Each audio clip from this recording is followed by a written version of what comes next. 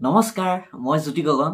এটি বিশেষ কথাৰ কাৰণে এই ভিডিঅ'টো মই প্ৰস্তুত কৰিছোঁ।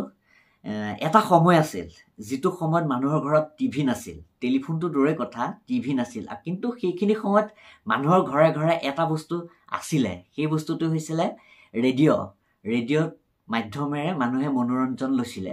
আৰু এই ৰেডিঅ'তে কল্পতৰু হওক, গীতিমালিকা হওক, এনেধৰণৰ অনুষ্ঠানবিলাক মানুহে শুনিছিলে, গীত শুনিছিলে। আৰু ৰাতিপুৱা গধূলি বাতৰি শুনিছিলে, দিনটোৰ বাতৰি তেনেকেই লৈছিলে। আৰু লগতে খেল ধেমালি তাতেই শুনিছিলে, ক্ৰিকেট খেল হওক বা ফুটবল খেল হওক তাতেই শুনিছিলে। আৰু তাতে এটা খুব জনপ্ৰিয় অনুষ্ঠান আছিলে নাটক, ৰেডিঅ' নাটক বুলি ক'লে সেইখিনি সময়ত খুব বিখ্যাত। মানুহবিলাকে ৰেডিঅ' নাটক খুব লাগি শুনিছিলে। আৰু তাতেই এখন নাটক আছিলে গোবৰ্ধন। তৰুণ শইকীয়াদেৱৰ ৰচিত এই গোবৰ্ধন নাটকখন খুব জনপ্ৰিয় হৈছিলে, ৰাইজৰ বিপুল সমাদৰ লাভ কৰিবলৈ সক্ষম হৈছিলে। আৰু এই গোবৰ্ধন নাটকখনত গোবৰৰ চৰিত্ৰত অভিনয় কৰিছিল জনপ্ৰিয় অভিনেতা ইন্দ্ৰবনীয়া ককাই। বৰ্তমান তেখেত আমাৰ মাজত নাই। আৰু এই গোবৰ্ধন নাটকখন বৰ্তমান সময়ত পৰিচালক প্ৰযোজক জয়ন্ত গোস্বামীদেৱে চিনেমা আকাৰে আমাৰ মাজলৈ লৈ আহিছে। অহা 3 মে'ত আপোনালোকে চাবলৈ পাব আপোনালোকৰ কাষৰ চিত্ৰগৃহত।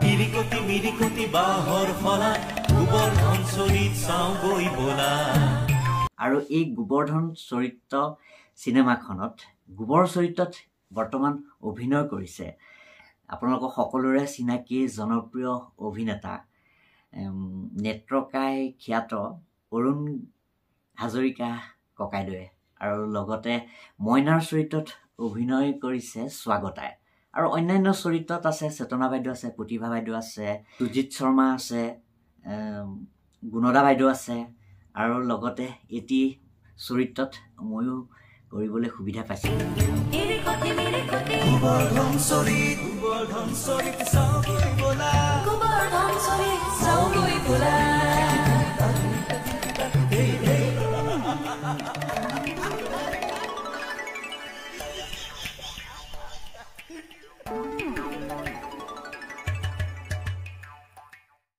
আজিৰ পৰা প্ৰায় 5-6 বছৰমান হৈ গ'ল এই চিনেমাখনৰ শ্বুটিং হৈ যোৱা।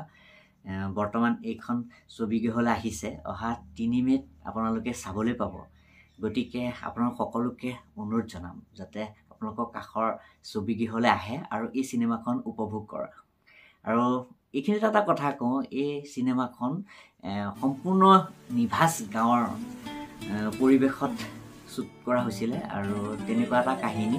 আৰু আপোনালোকে ইয়াতে কুঁহিয়া পেৰা হওক, ধান কটা হওক, মাছ মৰা হওক, এনেকুৱা ধৰণৰ খাচ গাঁৱলীয়া কেঁচা মাটিৰ গোন্ধ থকা এখন চিনেমা আপোনালোকে চাবলৈ পাব, য'ত এটি গীত ৰচনা কৰিছিলে লক্ষ্মীনাথ বেজবৰুৱাই। আৰু সেই গীতটো আপোনালোকে শুনিবলৈ পাব। গতিকে আপোনালোকে আহক, আপোনালোকৰ কাষৰ চিত্ৰগৃহত এই চিনেমাখন উপভোগ কৰক। এই তাৰিখটো মনত ৰাখক। কাহানীৰ হাস্যমধুৰ ৰেডিঅ'নাট গোবৰ্ধন চৰিত আহি আছে ছবিগৃহলৈ। চেতনা দাস, অৰুণ হাজৰিকাকে ধৰি বহু জনপ্ৰিয় মুখ দেখিবলৈ পাব গোবৰ্ধন চৰিতত আপোনাৰ কাষৰ ছবিগৃহত 3 মে' 2024।